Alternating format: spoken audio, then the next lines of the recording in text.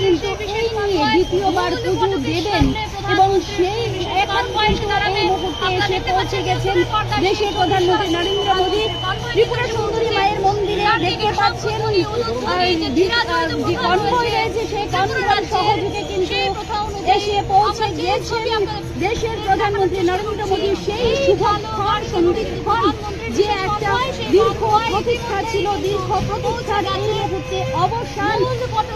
যে মূল ফটকের সামনে কিন্তু প্রধানমন্ত্রীর যে গাড়ি, সেই গাড়ি এসে পৌঁছে গেছে, আপনারা দেখতে পাচ্ছেন।